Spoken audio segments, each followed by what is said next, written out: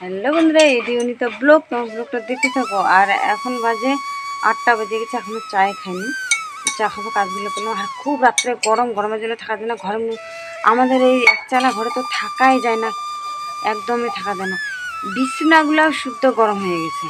Fan তো কোনো কে বলবো, গরম হাওয়া ভাবটা আসতেছে এমন।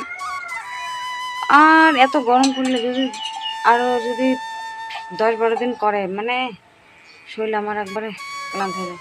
সেদিন তাও গরমের জন্য কালকে আমি বমি করে ফেলেছি। এত বুকটা এখানে ব্যথা করতেছে, বুকটা এখানে ব্যথা করতেছিল, এত যন্ত্রণা করতেছে। আমার মেয়েরা মাথায় জল দিল, তখন ভালো লাগলো। আর এমনি তোমার দাদা ভাই নেই না, এমনি আমার ঘুম হয় না ঠিক মতন।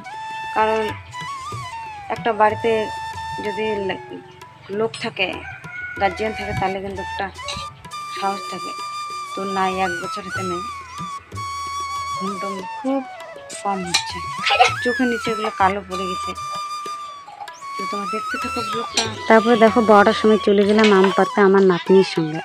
ও ক্যামেরা করতেছে আর আমি আম পাড়তেছি। তারপরে আমার নাতনি একদিন খাইছে, তারপর আমি সেদিন খাইনি, আমাকে ডাকছিল। সেদিন আমি ওষুধ খাচ্ছিলাম, সেদিন আমি যাইনি। তারপর আমি বললাম চল আজকে খাবো, গরম করতেছে পুরা। তারপরে গেলাম আম বাগানে, গিয়ে দেখি আমরা ভাবছি 2জনে খাবো। তারপরে দেখি কত লোক আম পাড়া দেখতেছে। মোবাইলে দেখো নাকি এনার জন্য পাত্র যায়। তারপর আম পেড়ে আমার নাতনির বাড়িতেই আমরা আম করতেছি। আমি আম ছুলে দিচ্ছি, আরও কুটনি মধ্যে করতেছে আম খাবো। আর দেখো না, আমরা ভাবছিলাম আর কত লোক আসছে। তারপরে আম দেখে আমার জিভে জল আসতেছে। আর বলতেছি কতক্ষণে হবে, তারপরে খাবো। মাখা কমপ্লিট আর খাওয়া দাওয়া শুরু। হেভি টেস্ট চিনিটা।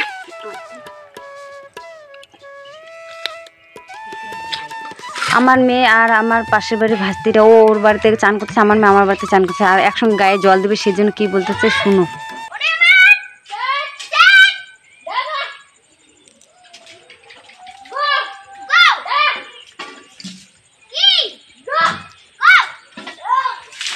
তারপর সন্ধ্যা হয়ে গেছে, আমার মেয়েগুলো সন্ধ্যাবাতি দিচ্ছে, আমি সন্ধ্যাবাতি দিচ্ছিলাম না। কারণ আমি দুপুরবেলা শুয়েছি, একটু ঘুমাইলে নাকি সন্ধ্যা দেওয়া যায় না, নাহলে চান করতে হয় আবার। আর চান করলাম না, কতবার চান করবো, সারাদিনে 2-3 বার চান করে ফেলছি। আর আজকের মতো ভিডিওটা এই পর্যন্ত। ভিডিওটা একটু ছোটো করলাম। ভিডিও যদি ভালো লাগে একটা সাবস্ক্রাইব করে দেবেন আর একটা লাইক।